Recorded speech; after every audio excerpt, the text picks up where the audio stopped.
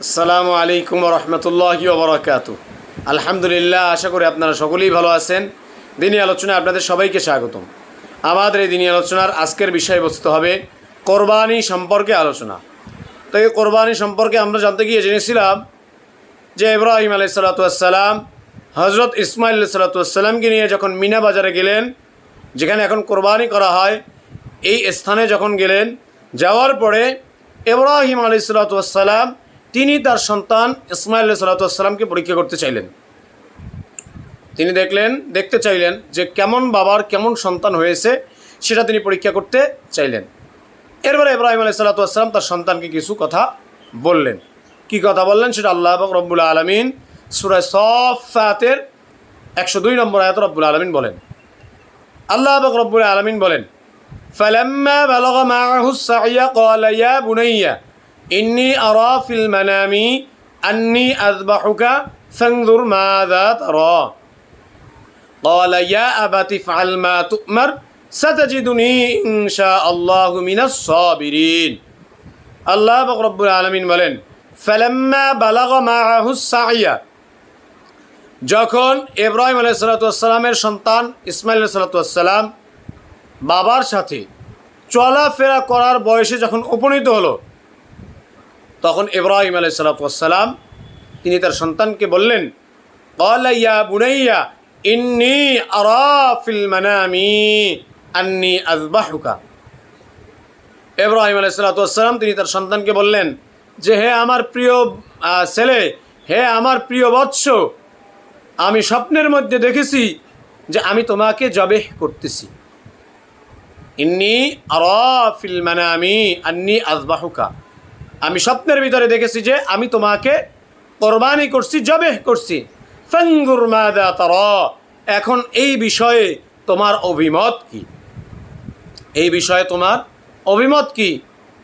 তোমার এই বিষয়ে তোমার নিজের জ্ঞান কি?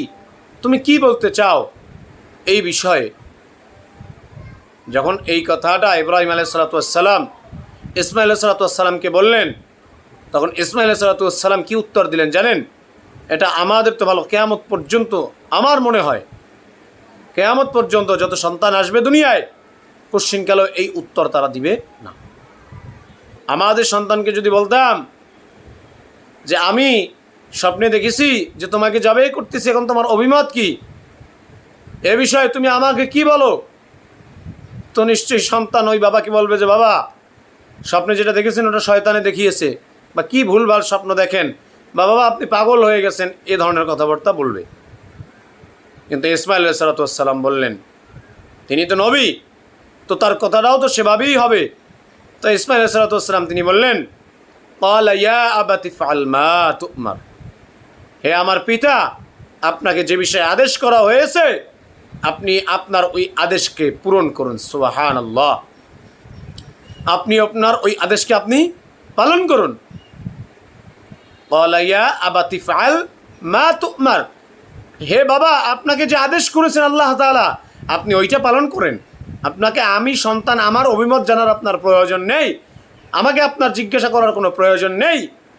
আপনি যেই আদেশ রব্বুল আলামিনের পক্ষ থেকে পেয়েছেন ওই আদেশ আপনি পালন করুন। সুবহানাল্লাহ, এই কথাটা তিনি বললেন কাকে? ইব্রাহিম আলাইহিস সালাতু ওয়াস সালামকে। তো দেখেন, ওই যে রব্বি হাবলি মিনাস সালিহিন, হে আল্লাহ আপনি আমাকে একটা নেককার সন্তান, পুত্র, নেককার একটা ধৈর্যশীল সন্তান দান করেন, এই যে দোয়াটা করছে, তা আল্লাহ পাক রব্বুল আলামিন তার পরিবর্তে ইসমাঈল আলাইহিস সালাতু ওয়াস সালামকে আল্লাহ পাক রব্বুল আলামিন কীরকম নিষ্ঠাবান, ন্যায়পরায়ণশীল সন্তান হিসেবে দুনিয়ায় পাঠাইছেন। তো ইব্রাহিম আলাইহিস সালাতু ওয়াস সালামকে যখন এই কথা বললেন, বলার পরে ইসমাঈল আলাইহিস সালাতু ওয়াস সালাম আবার একটু বললেন, তিনি বললেন, সাতাজিদুনি ইনশাআল্লাহু মিনাস সাবিরিন, হে বাবা আপনি পেরেশানি হইয়েন না, আপনি টেনশন করিয়েন না, নিশ্চয়ই আপনি আমাকে ধৈর্যশীলদের অন্তর্ভুক্ত পাবেন। সুবহানাল্লাহ। অতঃপর ইসমাঈল আলাইহিস সালাতু ওয়াস সালাম ইব্রাহিম আলাইহিস সালাতু ওয়াস সালামকে বললেন, বাবা আপনি যখন কোরবানি করবেন, যখন আপনি জবেহ করবেন, তখন আমার হাত পাগুলো আপনি বেঁধে নেবেন। এটা ঘটনা অনুযায়ী পাওয়া যায় যে আপনি আমার হাত পাগুলো বেঁধে নেবেন। কেন?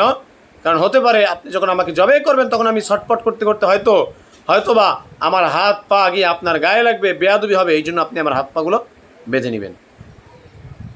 এরপরে আর বললেন কি, বললেন বাবা যখন আপনি আমাকে কোরবানি করবেন, যখন আপনি আমাকে জবেহ করবেন, তখন আপনার চোখগুলোকে বেঁধে নেবেন। কারণ হতে পারে আপনি যখন আমাকে জবেহ করতে যাবেন তখন আপনি আমাকে দেখে মায়ায় পড়ে যাবেন, আপনি আমাকে দেখে মোহাব্বতের মধ্যে পড়ে যাবেন। আর এই মোহাব্বতে মায়ায় পড়লে হতে পারে আপনি আপনার রবের হুকুম পালন করতে গিয়ে আপনি ব্যাঘাত ঘটাবেন, আপনি আপনার রবের হুকুম পালন করতে গিয়ে হিমশিম খেয়ে যাবেন। আমি এটা চাই না। তাই আপনি কি করেন, চোখ বেঁধে নেন, এরপরে আপনি আমাকে জবেহ করবেন। তো অতবার ইব্রাহিম আলাইহিস সালাম ইসমাইল আলাইহিস সালামকে শোয়াইলেন। শোয়ানোর পরে কি ঘটনা ঘটলো, এরপরে কিভাবে কোরবানি হলো, আল্লাহ যদি তৌফিক দান করেন ইনশাআল্লাহ সেই বিষয়ে আমি আপনাদের সামনে আগামী পর্বে বিস্তারিত আলোচনা করব। আল্লাহ পাক রব্বুল আলামিন আমাদের সবাইকে একমাত্র আল্লাহ পাক রব্বুল আলামিনের জন্যই কোরবানি করার তৌফিক দান করুক, আমিন। এবং সব কিছুতে আল্লাহ তাআলার হুকুম আহকামগুলো পালন করার তৌফিক দান করুক, আমিন। ওয়া আখির দাওয়ানা আনিল হামদুলিল্লাহি রাব্বিল আলামিন। আসসালামু আলাইকুম ওয়া রাহমাতুল্লাহি ওয়া বারাকাতুহু।